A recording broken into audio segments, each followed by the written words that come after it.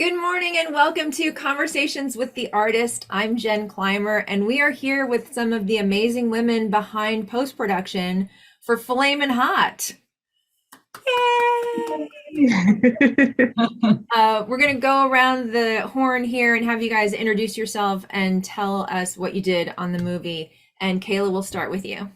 Hi, everybody. I'm Kayla Emter, and I was the picture editor on Flamin' Hot.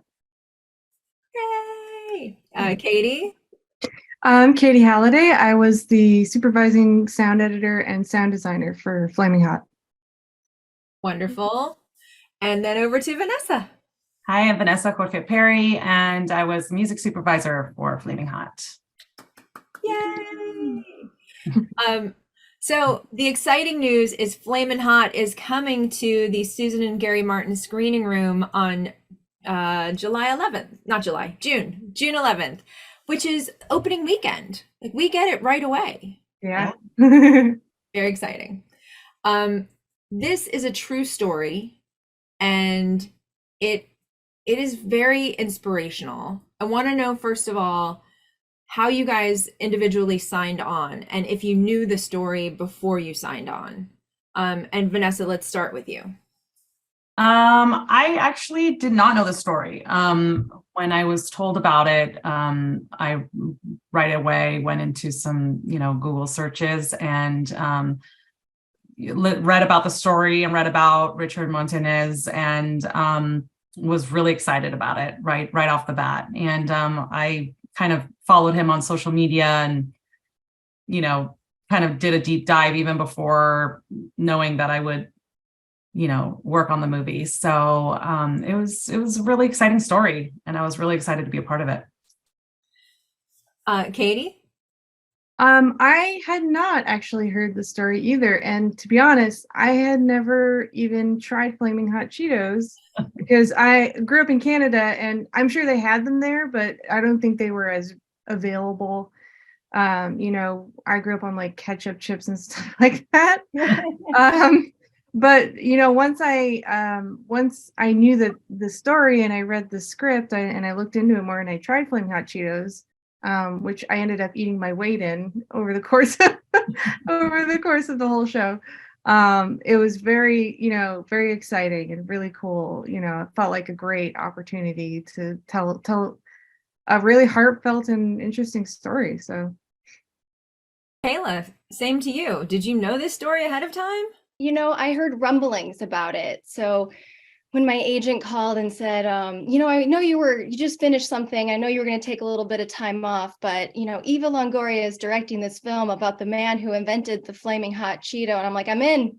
If there's a meeting, I'd love to take it. I'd love the opportunity, and then meeting with Eva was so great and learning more about the story and this man. And, similar to, Vanessa and Katie, I took a deep dive into learning more. Also hadn't tried Flaming Hot Cheetos before the movie. I'm hooked now. And so, yeah, I learned more about it after the fact, but I had heard a little bit ahead of time. So, Vanessa, do you think out of the three of you, I'm assuming like you didn't quickly chime in with, "Oh, I'd never tried Flaming Hot Cheetos." I honestly never tried them. I love Cheetos. I love regular Cheetos. I just wasn't really into the spicy, and honestly every time I would eat, like the first time I tried them I like choked on them, but now I'm like I really do like them. They're really good. And so those of you that are like just tuning in, we're talking about Flamin' Hot, which is a movie that Eva Longoria directed and these amazing women brought across the finish line in post-production. I want to know if the fact that, and Kayla, you kind of answered that already. If the fact that Eva was in the helm, in the director's seat, if that made you go, yeah, I got to do this movie. I mean, absolutely. She's such a force. She's a producer, she's a director, she's an actress, she's an activist. This story, as she says, she was meant to tell this story. And, the more you learn about her upbringing, it's very similar to Richard's upbringing. And so to be a part of this filmmaking team, I was really grateful and humbled to, help tell this story from people who were, very qualified doing it. Yeah. I think we have a picture of Eva on the set. While we show that, Vanessa, same question to you. Was that the tipping point for you? Yeah, I mean, it was definitely a no-brainer for me. I'm also a Latina, and she was really wanting a lot of female women or Latinos working on her movie. She's very, as Kayla said, she's an activist, and she's very proud, and she really wants to, help and push her community. And for me, it was like a no-brainer. I was so excited to work with her. Just meeting her, she was, as a mother also, she was just very welcoming, and very fun to work with, and just also knows what she wants. And when she was talking about wanting to work with Latinos and also women on the movie, I was like, wow, of course, this is what it's kind of like what I believe in as well. So, it's just, she's super inspirational, and the movie is super inspirational, and I couldn't say no. So let's go to Katie, and building off of that, this Mhm. is such an inspirational story. Have you found that there are elements of the story that you carry with you after, like long, that it kind of trails you as you go through life? Yeah, absolutely. I think, the most obvious one for me, I'm clearly not a Latino. I'm white, but I am an immigrant, and I did start sort of from the beginning and work my way to where I am now. And obviously, I'm not Richard Montanez, but I very much relate to that very, sort of being on the outside and like trying to get in, and also the movie plays a lot on family and family, connections and relationships and all of those things, and culture. And even though it's not a culture obviously that I am a part of, in the sense that I was not raised, or I'm Canadian and Belgian, so, but just that idea of culture through food and all of those things really resonate. And I think it's kind of what's so wonderful about this movie, is that it connects to so many different points that I feel like a lot of people will resonate with, whether it be, you know, uh, about class, about a marginalized group, about family, about, all of culture, all of food. It sort of hits on a bit of everything. And it's part of the reason why it's such a special movie to me, I think, and very inspirational. Kayla, over to Yeah. you. I mean, I agree. I think the movie is really impactful to me, and I think will be impactful to a lot of people, which is pretty great. I'm always drawn to the underdog story, the rags to riches storyline, and I think this movie, it really, I love that it encourages people to follow their passion and to believe in their ideas and work hard to achieve those goals. And I think it also can, it proves that with enough, determination and hard work, that any individual, no matter their background or circumstances, can make a big difference. And I find that to be really important. Kayla, can you speak a little bit more about the the fact that it was a diverse team behind the camera as well? Like, I love having the three of you on the screen together. I love the fact that before we started, you were like, "Oh, I haven't seen you in so long." It felt a bit like a family reunion to me. Um, how was that? Did the dynamic that um probably Eva and her team had set up, did that enhance the project for you? Oh, I mean, every project is different, but there was something really special about this one because I felt, all the people I encountered, and I'm sure a ton of people on set, we all really believed in this movie and the story, and we're championing Eva. And so I feel like there was just this infectious, I want to work really hard, and then this collaborator works really hard, and then I want to keep taking it one step farther. And it was such a positive experience for me collaborating.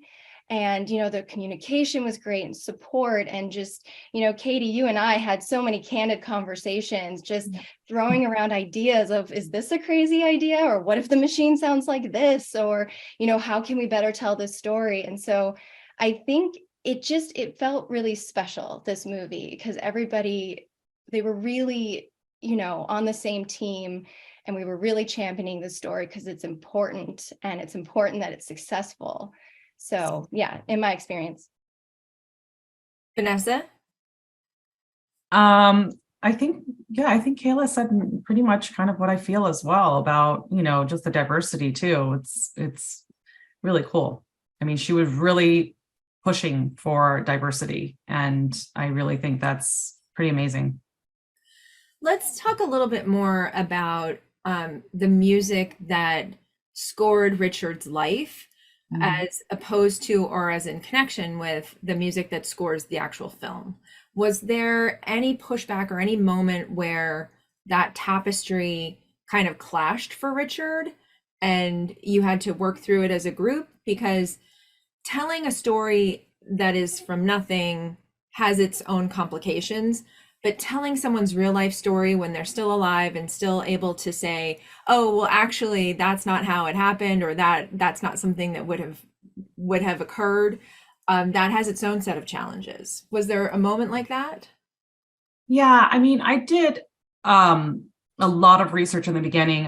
Eva really wanted a Chicano anthem for the movie, and I didn't really have conversations with Richard. I mean, I actually have not had any conversations with Richard about music.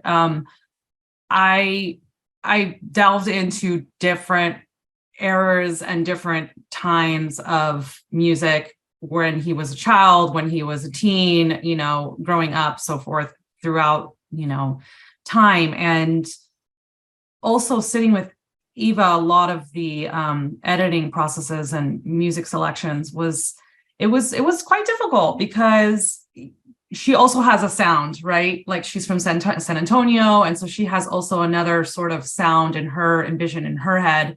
I grew up in Southern California as a Latina, also kind of like Richard. Richard grew up in Southern California, so there's a lot of different eras and different moments in time throughout the movie. So it was kind of challenging. And I think that a lot of our meetings was trying to go through those eras and those moments and those times, and kind of think about what the sound was for his life and for growing up, for his, elementary school time, for his junior high, or for his, older time. I don't want to give anything away, but there are so many awesome musical moments in this movie. It was also interesting to work with a composer and trying to get that sound as well, because she wanted a lot of like a more guitar, mariachi, Mexican American sound.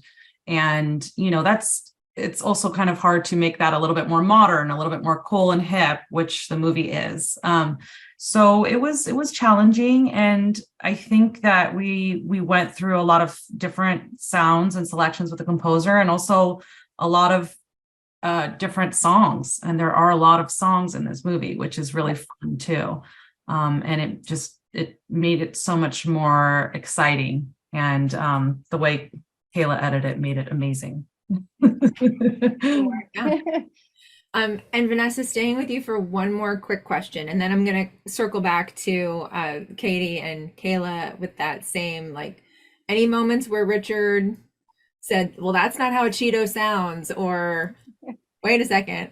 So Vanessa, a friend of mine is a music supervisor, and one of the things he talks about is he'll be in an environment and say, well, that's not the music that should be occurring right now. Yeah, there was a few of those moments. I mean, interestingly enough, even I'm like very, very big on like time. So there was a moment where Eva wanted a song and I was like, well, that's not really what was there in 1984. So that was really hard because there are moments in the movie where the character specifically is in time, it's time stamped with a year, and you're listening to a song, and as a supervisor, and I think a lot of people who love music would know as well. And you're like, well, that song didn't come out till 1992, and and you see 1984 on the screen. So yes, there were challenges with that, and I think that we worked through those challenges really well. And it's also collaborative, right? So like Kayla will hear something and give feedback. I would hear something and give feedback. Eva would say, I really want this song. And, there's just this back and forth. And I think that's what was really helpful about it, is trying to mold it into, what the end product was. But yes, many times that happens.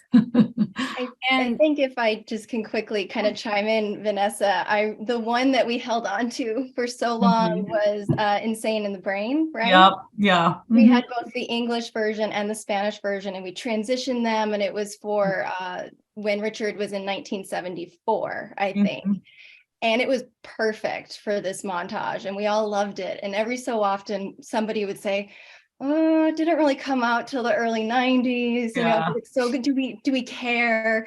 And we had to ask that question enough times that eventually we were like, okay, we don't want to distract people, we don't want people to be thinking about, wait, this song doesn't, isn't appropriate for this time. So that was one of the harder replacements to find. Yeah. It was a journey, but in hindsight, it's exactly correct. It was the right choice. No regrets. Exactly. But that one was a journey. Yeah. And the music, the way that you guys bring us into the world right away, the Searchlight logo, and then suddenly you were talking about, I don't know, Kayla, if you can comment. That was Eva, though. Eva really wanted that. And a lot of moments in this movie, she was very like, I need this, and this is what's going to happen. And we're like, okay, we'll make it happen. And we did with the composer, and she loved it. And it's a great intro. I love it. It's one of my personal favorite things to see a fanfare that's tailored to a movie. It sets the tone so beautifully for this movie, especially just because it's like, all right, you know what you're in for now. Like, here we go. Yeah. I had the pleasure of going to South by Southwest and seeing it premiere with hundreds of people. And the minute that came on, everybody cheered and hollered. And it was kind of, it's cool to see, Yeah, it's the portal that absolutely sets the stage for what's our reality going to be. Yeah. And it helps set up some of the fantasy sequences too, in a way. Yeah. Where you're like, this is hyper reality. I love it. So I want to get back to the question of if there was anything that was really challenging about the film version of the real life, and if there was pushback around the real life. But first, let's show the trailer. Let's give people an opportunity to see what it is that we keep referring to. We all write our own stories. Where is Richard? I'd like to speak to him. I'm here. This time, that's me, the Mero Mero, Mr. Richard Montañez. I'm the guy who helped bring the world the most popular snack it's ever seen. Are you ready? A huevo. I've been ready. All right. It was a little bit more like this. Spicy? Yeah, see, that's how I got here. Dear God, please forgive me for the gang, The drugs, the stolen cars. What the heck, man? Let's move it. Hey, he is praying, pendejo. Go ahead, baby. The guy started at the very bottom. I know I don't look it, but I got a PhD. I'm poor, hungry, and determined, sir. Okay, I can see you're gonna be a weird one. What's happening? Layoffs, son. Lots of them. Frito-Lay isn't getting enough orders to keep the factory open. Who eats Cool Ranch anyway? That lady. Ow, wow, wow, wow, wow. What is it? It burns. Well, stop eating it. No, I like it. It works good. I had been searching for an answer. And there it was. They had been there the entire time. I got an idea. It's a spicy chip. It's gonna change everything. It will save our factory. And you're a janitor. No, hang on. No one could kill you. figure out the next step. Say, the Hispanic market will not be ignored. The Hispanic market will not be ignored. Good, but in your voice. Why are we wasting time on this janitor's crazy idea? Guys like you and me, we don't get shots like this. You see that guy right there? I see a chingon, a montañez. Yo soy Montañez. Soy Montañez. Get out there and be great. We want to know that we matter to you.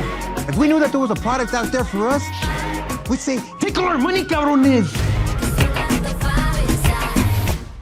I got a little hood there at the end, but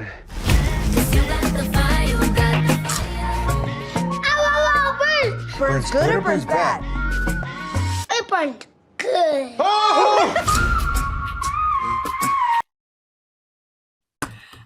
We also have the It Burns Good scene, so we'll play that a little later. Okay. Which is apparently like trending on social media. I don't know. Really? It Burns Good? Yeah, really cool. Yeah. That's very cool. Mhm. And Richard Montañez is, well, he's retired now, but he was so smart in terms of the marketing. Almost any interview that you would see with him, he has the Flamin' Hot Cheetos and a Pepsi either in the foreground or beside him. So what this movie is going to do for Flamin' Hot Cheetos, it's going to be the pinnacle of his career. Yep. Okay, so Kayla, Mhm. anything that in like a pre-screening, or did the Montañez family have a chance to see this and say, "Whoa"? You know, I think if I recall, they saw it for the first time, I think when it was about done. But I'm not quite sure. It was pretty close to done. But I think they've been in touch with Eva throughout the movie, and she's included them, and I'm pretty sure they knew about her approach of how they were going to tell the story. And so I don't know of any rumblings of any concern or anything like that. I know her and Devon, our producer, were very mindful of the family and the story of this man. And so I feel like they treated it with a high level of respect and sensitivity. Yeah, that's clear. So I have like 40 different questions that are just flooding me all at the same time. One of the really cool things in the movie, if you've done the research, is you see Richard and Judy in one of the scenes, where they are being sold Flamin' Hot Cheetos. They're like being given them. It is Richard's story, but she plays such an important role in the real life story.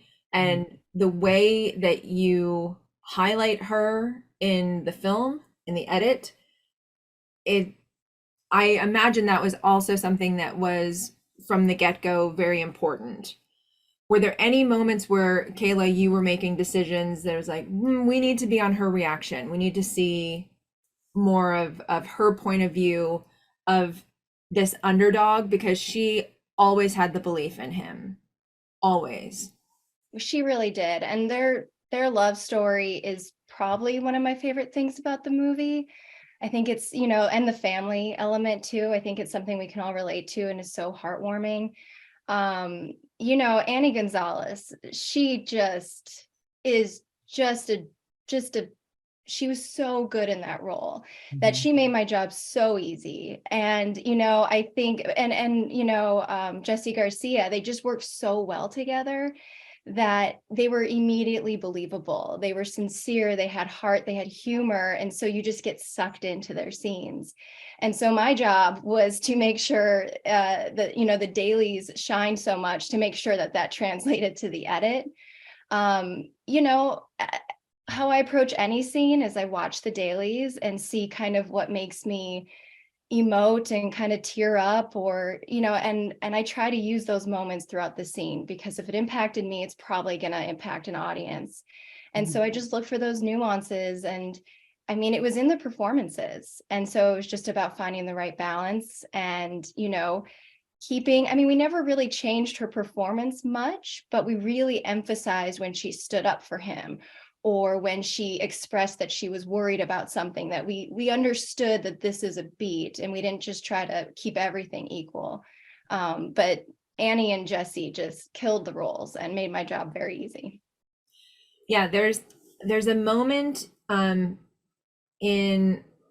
the Montañez seniors backyard that it's so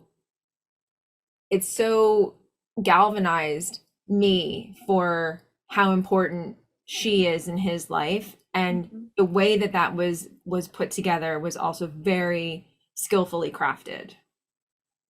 Thank you. Yeah, that was a tricky one. It was shot twice because of, production. It just happens. And so, combining the right performances to build to that moment and to understand that conflict in the backyard too. And where Richard is emotionally with this, difficult relationship with his father. And, Judy is there, to support him and push him and encourage him.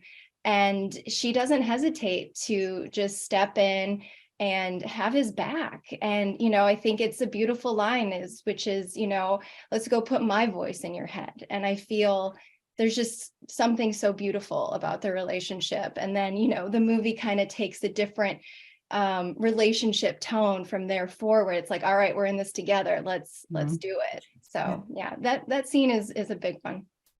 For me, that's the scene that I will carry with me.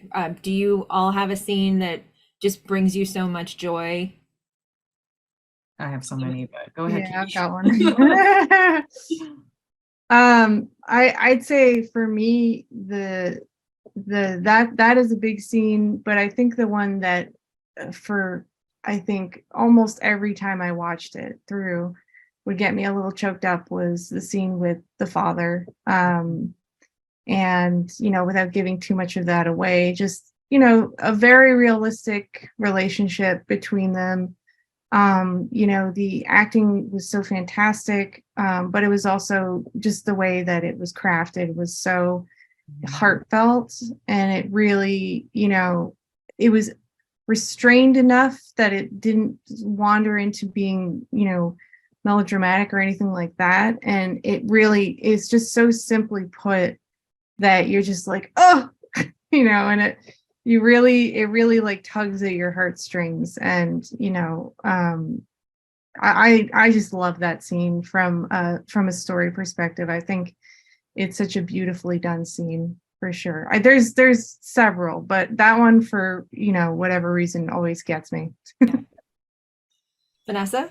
I love the relationship between him and Judy, like Get Yourself a Judy, is really powerful. I think the woman behind him pushing him is just such a great story. And as Kayla said, their acting and their characters just really, it's so believable. It's such a good feel. And those were the two, both what Katie and Kayla said were the two things that I still cry every time I watch this movie. And there's like 3 scenes that I'm like, why am I crying again? Like, I know what's happening. Like, why am I watching this and crying again?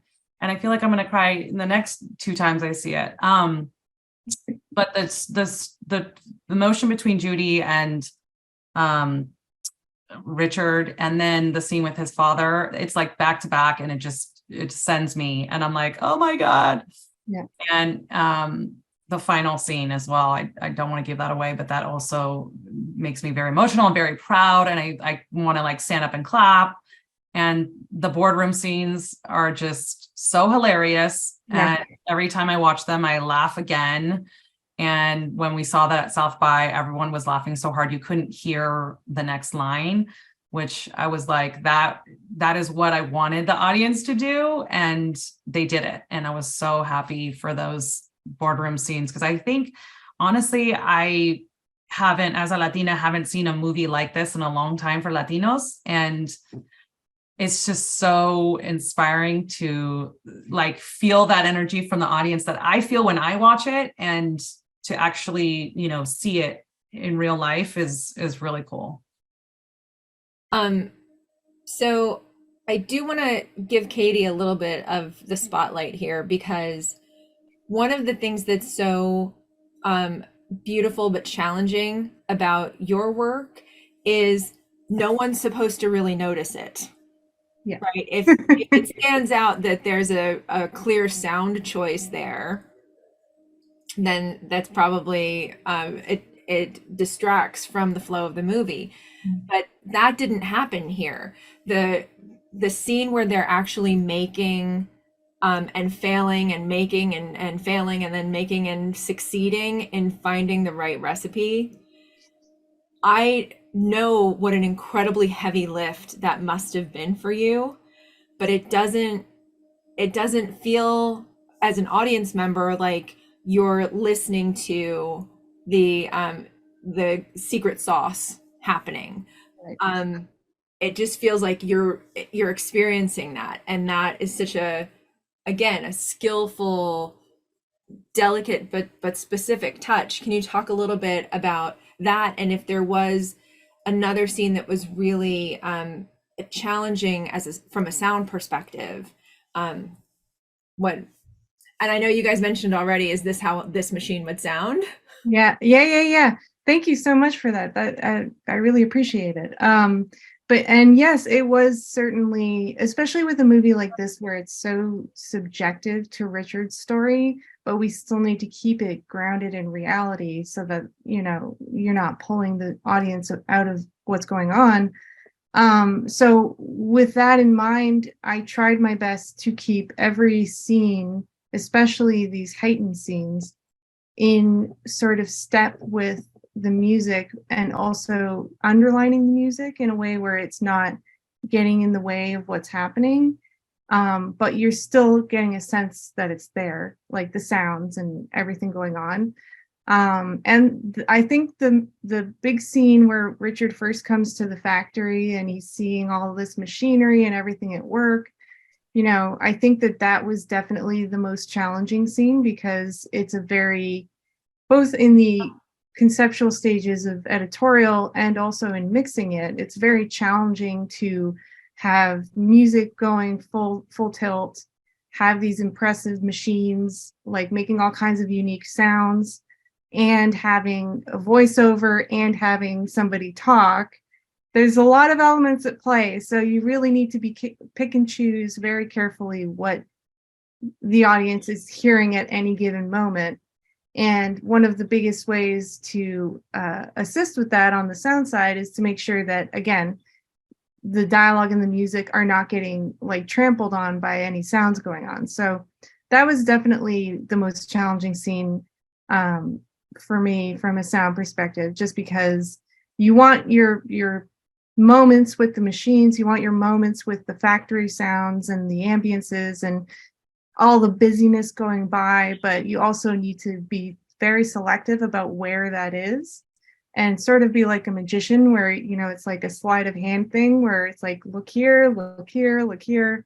And that definitely takes some time to get right and figure out, especially like knowing, thankfully we had a good sense of what the music was going to be like before the mix. But once we got the final music and everything, the score, all that, and we were able to sort of align everything so that it doesn't sound like a jumbled mess. But yeah, that was definitely the most challenging scene. And Kayla and I went back and forth, quite a bit on how the machines would sound, in terms of like making them unique and not just sound like just like an engine hum, or, we tried to bring life to it and a character in itself. Because it kind of is. And so. Oh, I think Katie froze there for a second. Oh no. Sorry. We heard, and so. Shoot. I was off on a rant there. I think I was just I think really it was just that, that was certainly a very big undertaking, that scene, and definitely the most challenging for sound, and also the most fun for me, just from a sound designer's perspective, just making things feel unique and interesting without being distracting. Did you have a chance to actually go to the floor and listen to the different machines, or this is all? I actually, unfortunately, I didn't, but I did. Eva was very thorough about getting me. Thankfully, they had the forethought to record the machinery without the shoot going on. So I was able to get those things, and I was able to, she sent me some research videos of so I could get a sense of it.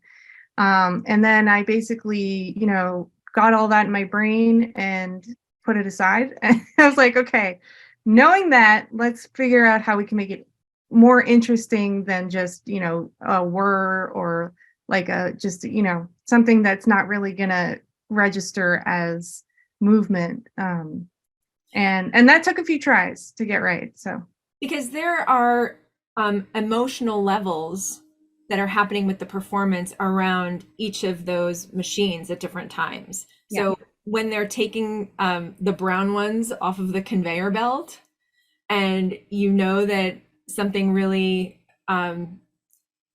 interesting is about to happen and potentially life-changing, because we all kind of know what the movie is going into it.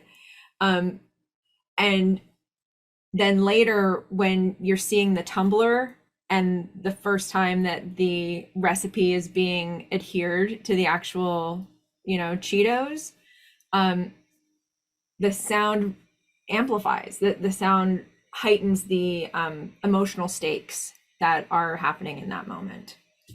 It's really. Oh, thank you. And Cheetos have a very distinct sound, so I had to come up with some creative recording methods to get it to really sound like Cheetos tumbling around rather than, something random.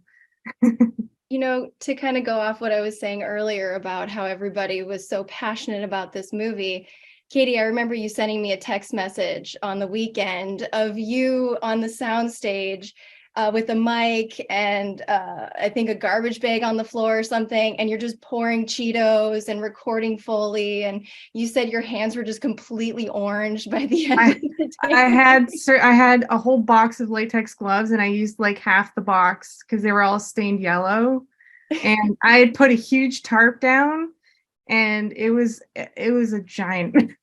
It got everywhere, but I got lots of great sounds. So. Because it's very specific, and then there's just certain shots where it's highlighting this product, and you don't want to just pick something generic. I mean, it's so important. So I think it really made a huge difference. And it is one of the most popular snacks out there. So people know what they sound like. It has to be right. Mm-hmm. Yeah, absolutely. So Kayla, and then again, we're going to sweep around the horn with the same question. The fantasy sequences, those kind of hyper realistic moments, those moments where he's telling you something in a way that he wishes it would have happened, versus when we snap back into the reality.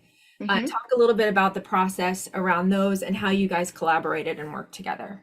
Yeah, I mean, those sequences are some of my favorite. I think it brings so much personality to the movie, and kind of an insight into who Richard is and his way of thinking. But it was really important to Eva and I to balance the reality and the whimsical, because we didn't want people to know what was coming, but we didn't want them to be too confused. So, we just always, paid attention to the edit, but then we also used devices like, sound or imagery to make sure we had people where we wanted them. So, for example, and this was on the script level, Richard as a child at the, the market, it flashes to him in a black and white 50s sitcom. This isn't real, but you're enjoying the information.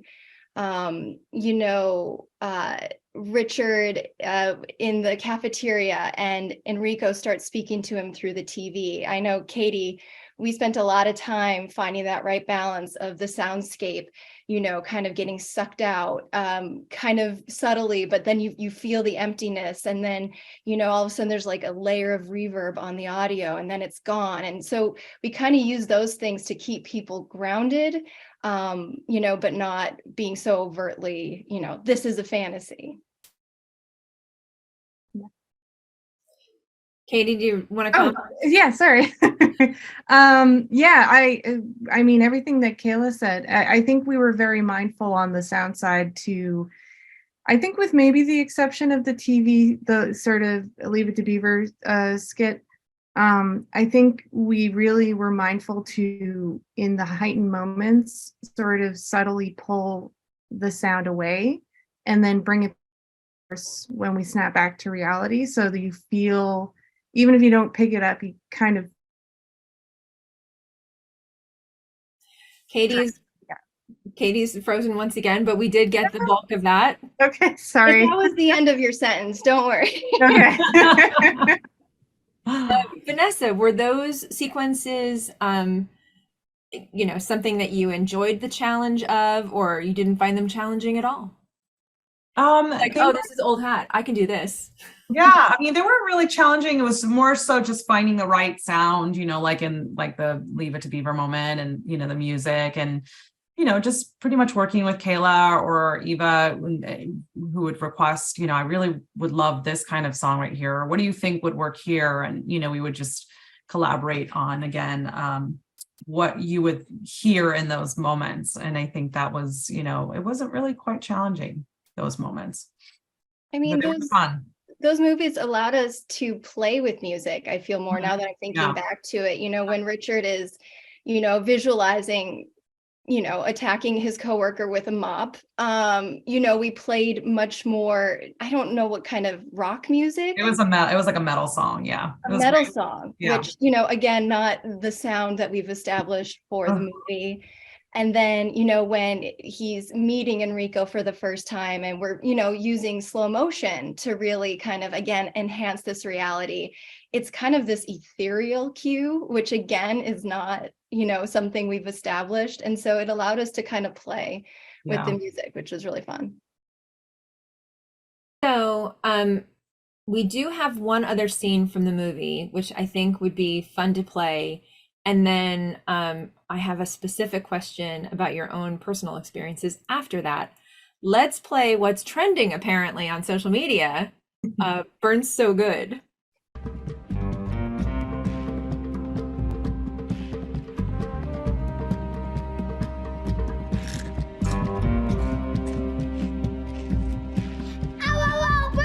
Burns good or burns bad? It burns good.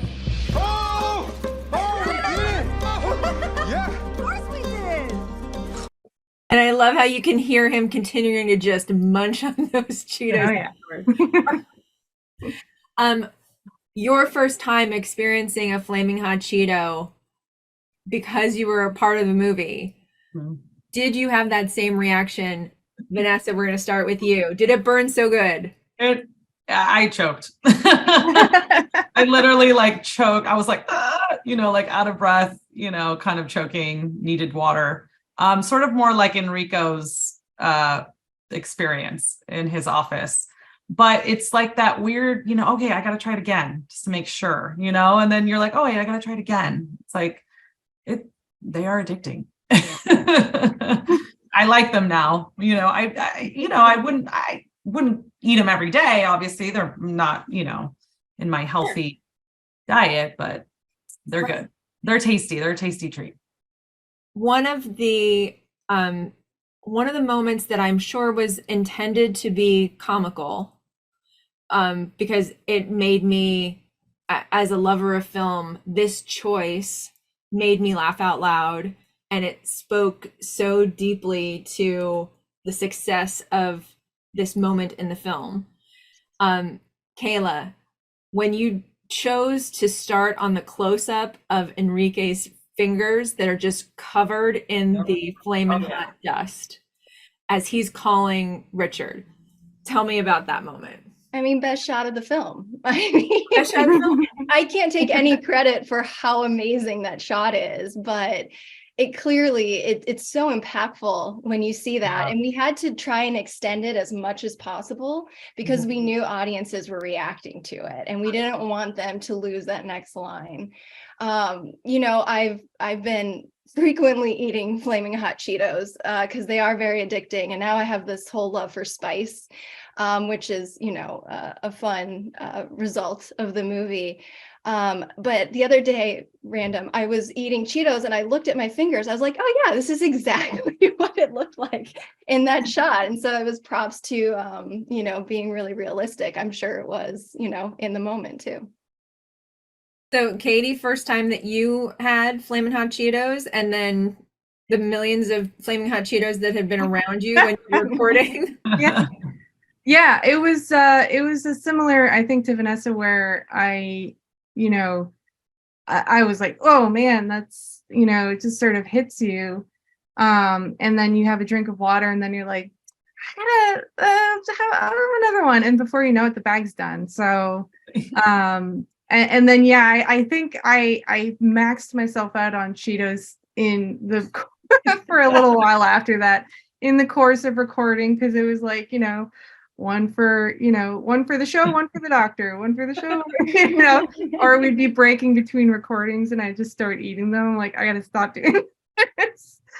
But yeah, I get them with some amount of regularity now. It's funny because it's one of those things, like, I wouldn't say I'm,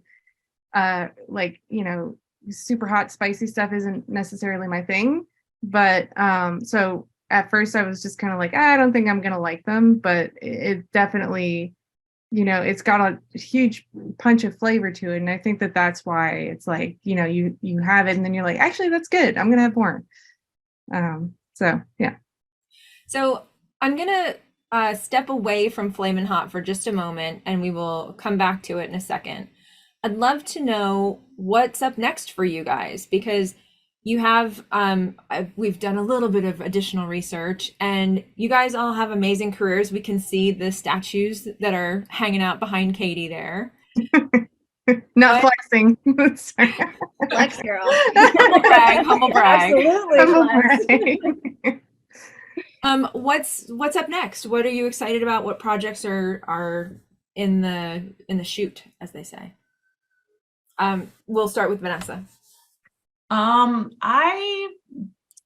This is actually one of my first big films. I've worked on some indies, but I have been working in the motion picture advertising space for over 25 years. So I've been working as a music supervisor for movie trailers for a while now. And I've been freelancing for a long time, but I finally, but I've come to start working full-time with a company called Transit in Culver City. And we work on all sorts of projects, which is really fun. So, it's a lot of music supervision in a short amount of time.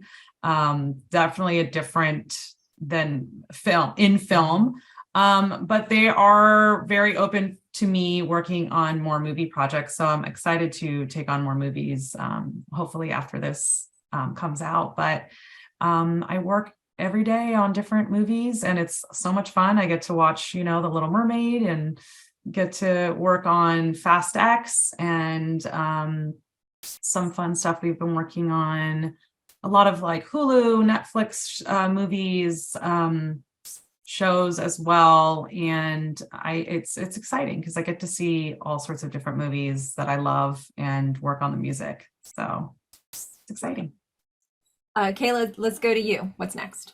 Nothing at the moment. I just finished a job in New York, which was great. I was there for several months. Happy to be back in sunny LA. And just always open for the next project that, speaks to me. I am really drawn towards movies like Flaming Hot. I'm a feel-good kind of girl.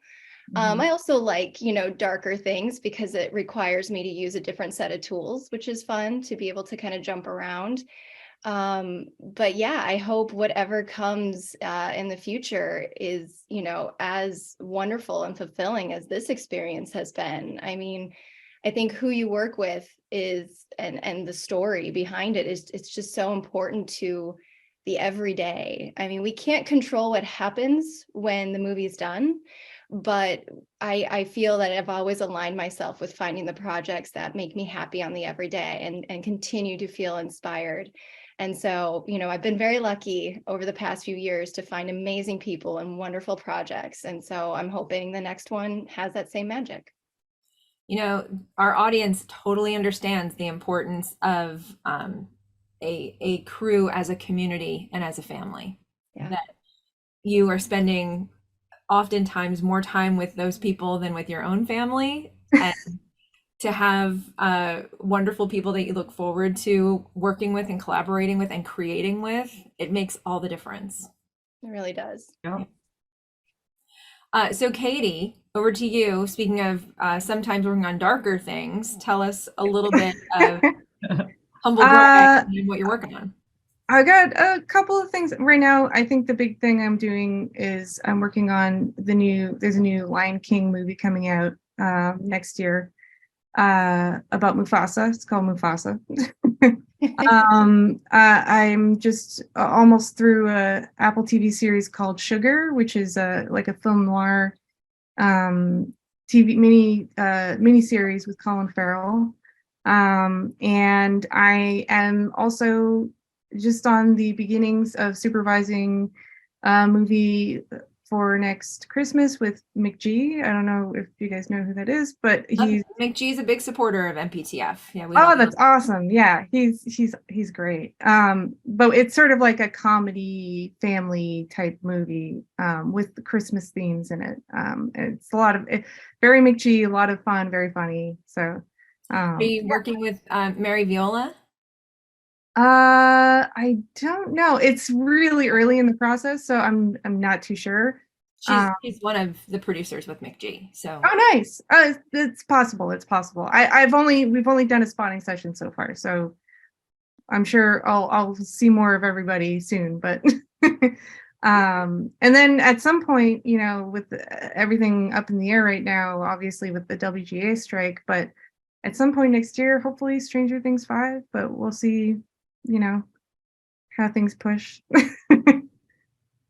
Okay, so in the last little bit of time that we have, I do want to congratulate you all on the success of Flamin' Hot in advance of the success of Flamin' Hot, even though it was welcomed and totally applauded at South by Southwest.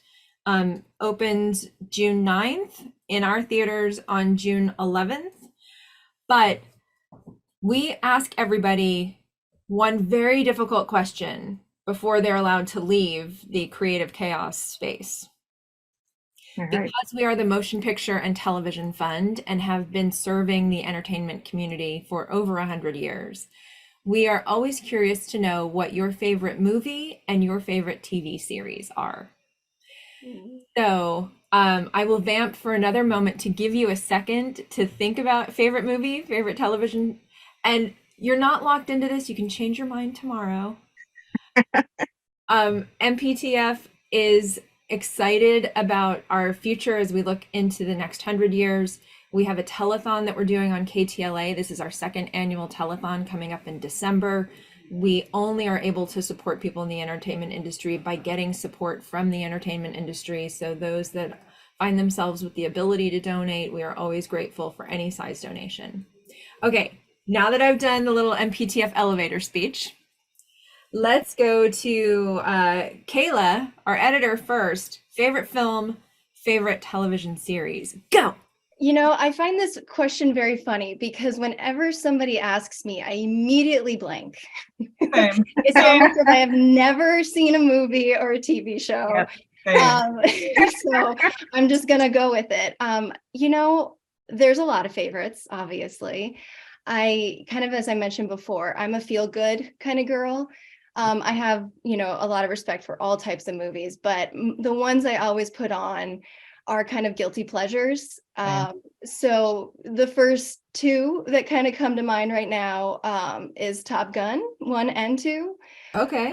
And then I'll as far as TV, again, feel good. I'm not a stranger to putting on the Great British Bake Off. Yes! For a long day.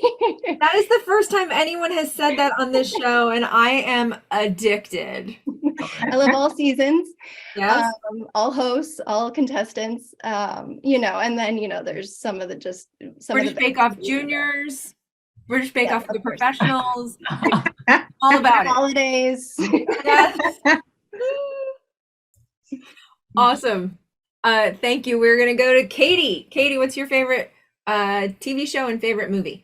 Kayla's gonna laugh because she knows what my favorite movie is. It's definitely Jurassic Park, hands down. Jeff Goldblum plus amazing everything, really amazing writing, directing, acting, sound design is unbelievable, visual effects, everything. It's just, to me, it's a perfect movie. I'd say close behind that. I was gonna say, are you in Los Angeles? I am, yes. So the Mildred Pierce Orchestra, that's Jeff Goldblum's. Oh, I've seen it. I've been to his live shows. I'm a huge Jeff amazing. Goldblum fan. It's so good. So, I went to his, when he would do his jazz sets at the Rockwell. I went to that a couple of times too. Yeah. It was great. I would say just to throw in a close second, the Lord of the Rings trilogy is up there. I'm a huge high fantasy dork, so that's very, very close second for me for movies. And then for whatever reason, when you said TV show, the first thing that comes to my mind, I think just based off of the frequency of times I've seen it and the sound, and just the whole thing in general, Band of Brothers is probably. Oh my God, yeah. Yeah. Like, it's one of those things I could put it on at any time and rewatch it. It's just so incredible. The sound choices in it are incredible. I mean, it's just everything about it is just top tier. And then I'd say close behind that, just recently, because again, I'm a huge high fantasy nerd. I think House of Dragon is making its way up very quickly in my roster for sure. Again, like I'm very, very obviously very biased towards sound. So like that's a show where sound is, obviously a big factor with all the dragons. It's very interesting that you say that because we've talked over the last, 3.5 years with such an incredible variety of people, and almost none of them have answered, well, because of what I do. Like, are you able to take that hat off and just enjoy it? Or it sounds like you can't. Like, it has to have. I know exactly what you mean, and I am really good at shutting it off and not being analytical when I watch things. But I do think it's something that draws me in, even if it's not the best movie for whatever reason. It's, there's a weak link in there, whether it's the writing, the directing, whatever it might be. If it has a good score and it has good sound design in it, it's gonna sell me. It's gonna throw me a little, because I'll really feel a sort of connection to it in that sense. But I definitely, people have asked me that a lot, and I'm always pretty quick to tell them, like, I have no problem shutting it off too, unless it's a bad movie, and then I can't help it. Then I just start picking it apart. But if I'm really sucked into a movie, I'm not thinking about the sound. Yeah, I'm just feeling it. So, and that sound is such a critical. Like, if the sound is bad, it takes everybody out. Yeah. Everybody out. You can forgive like a weird color choice because it's a choice, right? But bad sound, yeah. All right, sorry. We're almost out of time. So Vanessa, quick. I'm kind of like with Kayla, where I have these guilty pleasures, and I always say Weird Science is one of my favorite movies. Love that. Nice. Life-changing movie for me though was Dances with Wolves, and it's still like one of my favorite movies. And then in terms of shows as well, as like guilty pleasure, Sex and the City was huge for me. But I loved Game of Thrones. I was obsessed with Game of Thrones until the ending. And The Wire. The Wire was one of my like really favorite TV shows that just stuck with me, and I will watch over and over again. It's one of those that are really, really good. Yeah, you are in very good company with The Wire. Lots of people have said The Wire. Well, we are out of time. I am so grateful. This hour just flew by. Thank you so much for being with us. And wishing all the success for Flaming Hot and for all of you individually. Come back, come out for a tour, come meet some of the people who live here.